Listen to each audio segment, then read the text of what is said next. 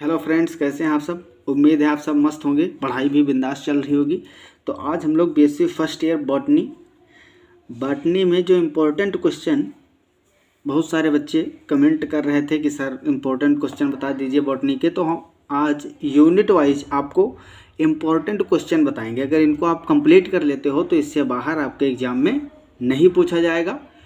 तो देखते हैं, जो फर्स्ट यूनिट है हमारी, फर्स्ट यूनिट में देखो माइक्रोस्कोपिक टेक्निक्स हैं उसमें, और इंस्ट्रूमेंट क्या क्या यूज किए जाते हैं माइक्रोबायोलॉजी में। ठीक है, माइक्रोब्स को ऑब्जर्व करने के लिए, उनकी कल्चर के लिए, तो उससे रिलेटेड क्वेश्चन है फर्स्ट यूनिट में। तो पहली यूनिट में देखिए, माइक्रोस्कोपी काफ़ी इंपॉर्टेंट टॉपिक है, इस पर शॉर्ट नोट पूछा जा सकता है। लाइट माइक्रोस्कोपी, फेज कॉन्ट्रास्ट क्या होता है, फेज कॉन्ट्रास्ट, ठीक है, इस पर शॉर्ट नोट पूछा जा सकता है। Scanning and transmission electron microscopy, centrifuge क्या होता है, क्या होता है सेंट्रीफ्यूज पे शॉर्ट नोट पूछा जा सकता है, बहुत इंपॉर्टेंट है।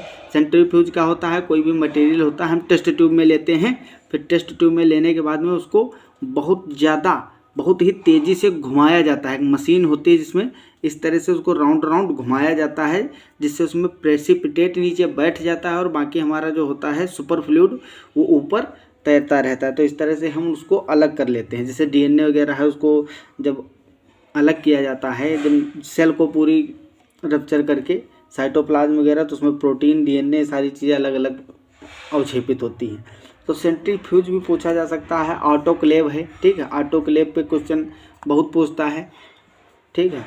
और कोलोरीमेट्री, स्पेक्ट्रोफोटोमेट्री, ये कुछ कॉमन क्वेश्चन है जिस पर शॉर्ट नोट पूछा जा सकता है फर्स्ट यूनिट से। अब बात करते हैं सेकेंड यूनिट। सेकेंड यूनिट काफ़ी बड़ी है और बहुत ही इम्पोर्टेंट है, ठीक है। और देखिए, इसका नॉलेज वैसे भी होना चाहिए। अब आप लोग क्या करते हैं, सोचने लगते हैं जल्दी जल्दी से कोई शॉर्टकट तरीका मिल जाए और एग्ज़ाम में बस बढ़िया नंबर आ जाए, बात ख़त्म। देखो ऐसा नहीं है, नंबर भी आ जाए, साथ साथ नॉलेज भी ज़रूरी है, क्योंकि अभी आप बेसिक फर्स्ट ईयर में हैं। आगे आप जब सेकेंड ईयर में जाएंगे, थर्ड ईयर में जाएंगे, एमएससी करेंगे, या किसी भी साइड में जाएंगे, तो आपको ये चीज़ें थोड़ा डीपली पढ़नी पड़ेंगी। ये जो आप माइक्रोबायोलॉजी पढ़ रहे हो, उसको सेकेंड ईयर, थर्ड ईयर या एमएससी तक कहीं ना कहीं फेस करना पड़ेगा इससे। तो जब तक ये बेस नहीं मजबूत होगा आपका, तो वो जो हाई लेवल की चीज़ें हैं, थोड़ा और ज़्यादा डिटेल में है, उसको नहीं समझ पाओगी। तो इसलिए जो इम्पोर्टेंट है टॉपिक, मेरे कहने का मतलब ये है, ये इतने टॉपिक इम्पोर्टेंट हैं बहुत ही ज़्यादा, मैं जो बता रहा हूँ, इनको तो 100% तैयार कर लेना है। बाकी चीज़ों को भी हल्का हल्का पढ़ते रहना है। मान लो एग्ज़ाम आ गए हैं, कम समय है, तो आप इन्हीं टॉपिक पे ध्यान दीजिए। फिर एग्ज़ाम के बाद अगर तुमको समय मिल रहा तब भी पढ़ लीजिए, क्योंकि नॉलेज जितना हो उतना ही अच्छा है। तो किसी भी टॉपिक को छोड़ना नहीं चाहिए, जितना सिलेबस है पूरा पढ़ना चाहिए। लेकिन अभी हमारा मेन फोकस रहेगा जो इम्पोर्टेंट है क्वेश्चन, क्योंकि एग्ज़ाम बहुत ही पास आ चुके हैं। और ये जो मैं बता रहा हूँ, इन सब में से लगभग काफ़ी चीज़ें कवर हैं। वायरस के पूरे लेक्चर मैं डाल चुका हूँ लगभग। बाकी जो चीज़ें हैं, तो एक एक टॉपिक पे, जैसे इसमें शॉर्ट नोट है सेकंड यूनिट में बैक्टीरिया पे, ये बैक्टीरिया के बारे में बता रहा हूँ अभी, बैक्टीरिया, ठीक है। फिर वायरस वायरॉइड के बारे में बताऊंगा, इंपॉर्टेंट क्वेश्चन। तो बैक्टीरिया में शॉर्ट नोट, जैसे ग्राम स्टेनिंग होती है, ग्राम स्टेन पूछ सकता है। किस तरह से, ग्राम स्टेनिंग क्या है, किसने दिया था, आप लोगों को पता होगा। क्रिश्चियन ग्राम साइंटिस्ट थे, उनका नाम था क्रिश्चियन ग्राम, उन्हीं के नाम पे ग्राम स्टेनिंग पड़ गया था। वैसे देखो, कॉमनली जब किसी भी चीज़ को, किसी भी ऑर्गेनिज्म को या माइक्रो ऑर्गेनिज्म को जब हम ऑब्जर्व करने के लिए उसका ट्रीटमेंट करते हैं केमिकल के थ्रू, तो उसको बोलते हैं स्टेनिंग। और क्योंकि इस स्टेनिंग को, बैक्टीरिया की स्टेनिंग को किसने डिस्कवर किया फर्स्ट टाइम, क्रिश्चियन ग्राम ने। तो बैक्टीरिया की जो स्टेनिंग, इसको हम लोग ग्राम स्टेनिंग बोलते हैं, ठीक, इसका नाम दिया गया था ग्राम स्टेनिंग। और इसमें gram positive and gram negative bacteria में डिफरेंस पूछ सकता है शॉर्ट नोट पे। प्लाज्मिड क्या होते हैं, बहुत इंपॉर्टेंट है। बैक्टीरिया में circular double standard circular DNA मिलता है, वही प्लाज्मिड होता है। प्लाज्मिड आप जब बायोटेक्नोलॉजी पढ़ोगे आगे, उसमें भी इम्पोर्टेंट है। तो सारी चीज़ें इंटर कनेक्टेड होती हैं एक दूसरे से। अब यहाँ आप माइक्रोबायोलॉजी में जब प्लाज्मिड पढ़ के जाओगे, तो आगे जब बायोटेक्नोलॉजी पढ़ाई जाएगी तो उसमें आपको बहुत आसानी मिलेगी। ठीक है। कंजुगेशन आप बैक्टीरिया में पूछ सकते हैं, कैसे कंजुगेशन होता है, सेक्सुअल रिप्रोडक्शन का मेथड है, ट्रांसफॉर्मेशन, ट्रांसडक्शन, ये इस पे शॉर्ट नोट पूछे जाने के 100% चांस रहते हैं। ये सेक्सुअल, देखो अब शॉर्ट नोट में आपसे सेक्सुअल रिप्रोडक्शन की मेथड पूछ ले रहा है, तो ऐसे ही तो क्वेश्चन बनते हैं। अब शॉर्ट नोट पूछा जा सकता है इन पे, ठीक है।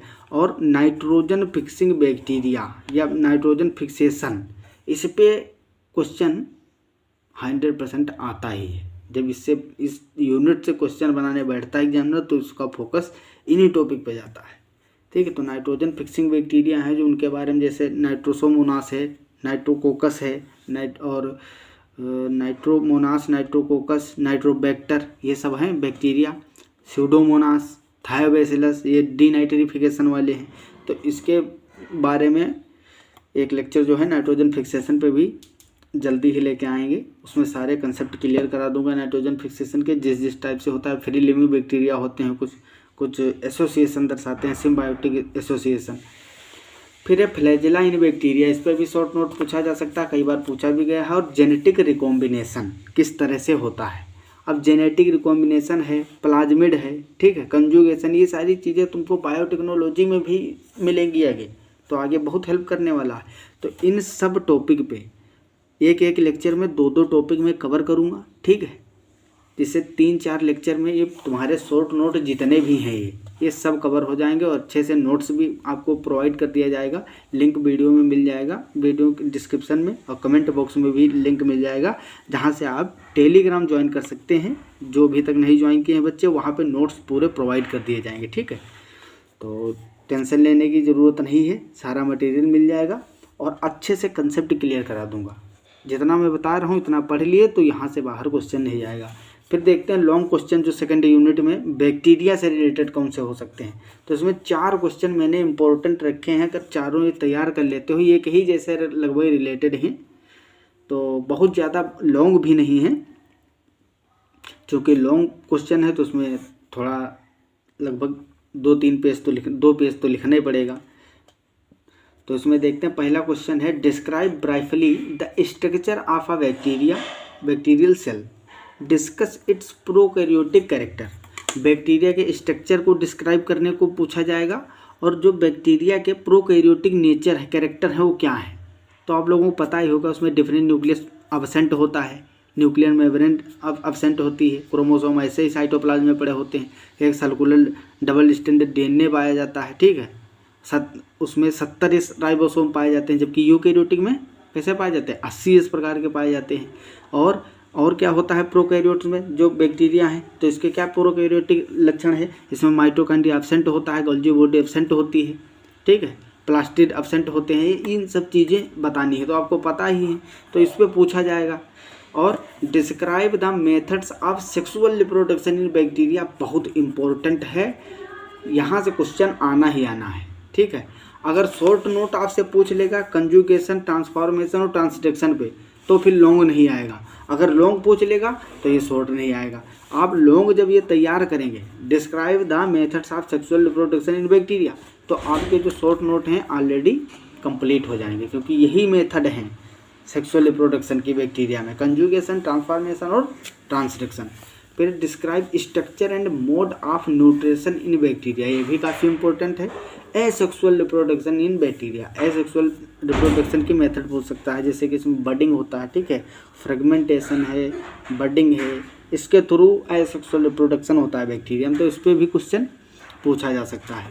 अब वायरस, वायरॉइड, प्रिवॉन्स और माइकोप्लाज्मा, ये भी पढ़ना है सिलेबस में सेकंड यूनिट में, तो इस पर भी शॉर्ट नोट पूछे जाते हैं। नेचर ऑफ वायरस पूछ सकता है, या ऑलरेडी अपलोड है वीडियो, आप लोग माइक्रोबायोलॉजी को खोले, उसमें देखो मैंने एमसीक्यू भी करवाया हूँ, बहुत इंपॉर्टेंट एमसीक्यू हैं।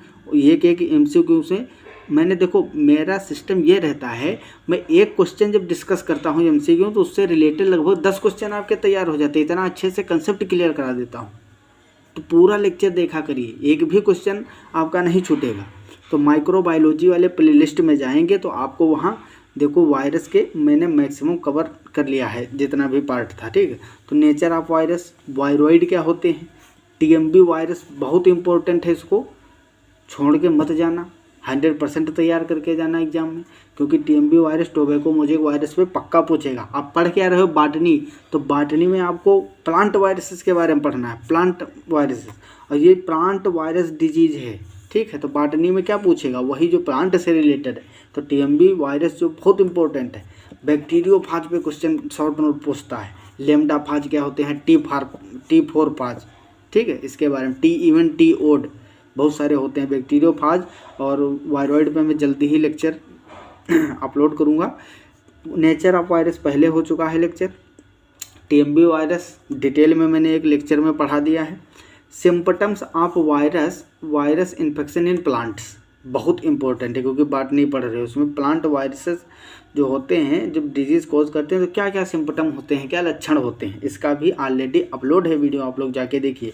फिर हम माइकोप्लाज्मा पे शॉर्ट नोट पूछा जा सकता है। माइकोप्लाज्मा से और ज़्यादा कोई क्वेश्चन नहीं आते हैं, सीधा इस पर शॉर्ट नोट पूछ सकता है, इसके बारे में बताना रहेगा बस क्या होते हैं, ठीक। फिर लॉन्ग क्वेश्चन जो है वायरस वायरॉइड से, तो इसमें give a brief account of modes of transmission in plant virus. Plant virus में किस किस मेथड के थ्रू, क्या मोड हैं, क्या विधियां हैं जिनके थ्रू वायरस इन्फेक्शन करता है, ठीक है। ट्रांसमिशन एक जगह से दूसरे जगह होस्ट के अंदर कैसे घुस जाता है, तो इस पर ऑलरेडी पढ़ा हुआ है। लगभग 45-50 मिनट का एक लेक्चर मैंने 45 मिनट का अपलोड कर दिया था, ठीक। उसमें पूरा कवर किया था मैंने जितनी भी मेथड होती हैं ट्रांसमिशन की, वायरस ट्रांसमिशन की प्लांट में। तो इसको आप लोग जाके देख सकते हैं, प्लेलिस्ट में मिल जाएगा। Give general account of virus के जनरल कैरेक्टर क्या हैं, ये भी ऑलरेडी अपलोड हो चुका। मैंने आपको बताया ना कि वायरस का लगभग पार्ट पूरा कंप्लीट करवा दिया मैंने। Describe the structure of tobacco mosaic virus, ये लॉन्ग में भी पूछा जा सकता है, ठीक है।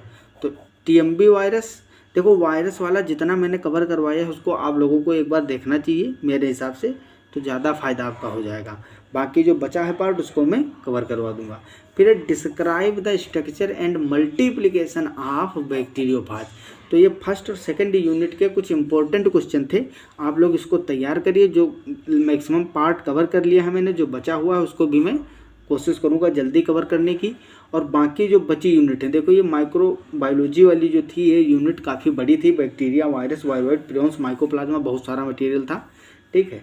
तो इसमें से जिसको मैंने ज़्यादा गौर किया है उसको पक्का छोड़ना मत दे। जैसे कि टीएमबी वायरस है, इसको 100% कर लेना, ठीक है, टीएमबी वायरस को। और ये ट्रांसमिशन ऑफ वायरस को, और इधर आते हैं तो टीएमबी वहाँ जब लॉन्ग कवर करोगे शॉर्ट में भी काम चल जाएगा आपका। वायरस, वायरॉइड, प्रियॉन्स से जो है, प्रियॉन्स भी लिख लो इसमें, प्रियॉन्स, इस पर भी शॉर्ट नोट पूछता है। तो ये तो 10-10 लाइनें हैं, शॉर्ट में पूछेगा 8-10 लाइनें लिख दोगे। डिस्कवरी किसने की थी वायरॉइड या प्रियॉन्स की, पूछ ले, हाँ। और ये क्या होते हैं, प्रोटीनेशियस इन्फेक्टेड पार्टिकल होते हैं, किसमें न्यूक्लिक एसिड कवर होता है जेनेटिक मटेरियल के ऊपर, किसमें nucleic acid absent, protein code absent होता है न्यूक्लिक एसिड के ऊपर, यही सब लिखना है इसमें, ठीक है। और कौन सा डिजीज़ कॉज करते हैं, किसमें डिजीज़ कॉज करते हैं, ये सब लिखना है बस। 7-8 लाइनें लिख दोगे, 5-7 लाइनें, बस शॉर्ट नोट हो गया आपका।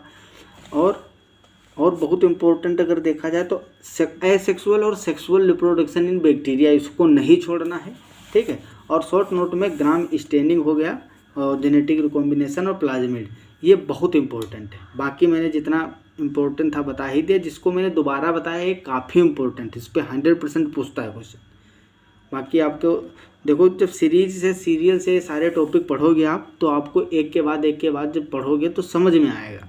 इसलिए प्लेलिस्ट में जाएं, जो फर्स्ट लेक्चर मेरा वायरस का है उसको देखें, फिर सेकंड, इस तरह से सीरीज में देखेंगे तो आपको अच्छे से समझ में आएगा। तो इतना कवर कर लीजिए आप लोग, और कोशिश करूँगा मैं जल्दी ही आपको बाकी जो अदर यूनिट बची हुई है बॉटनी की, तो उसको भी बता दूंगा आप लोगों को कि कौन से इम्पोर्टेंट क्वेश्चन है। तो हमारा और आपका प्यारा सा क्यूट सा channel BSc world Amar Singh, आप लोगों को पता ही होगा, जिसने नहीं भी सब्सक्राइब किया कर लीजिए तत्काल। और मिलते हैं अगली क्लास में, तब तक के लिए okay bye, all the very best.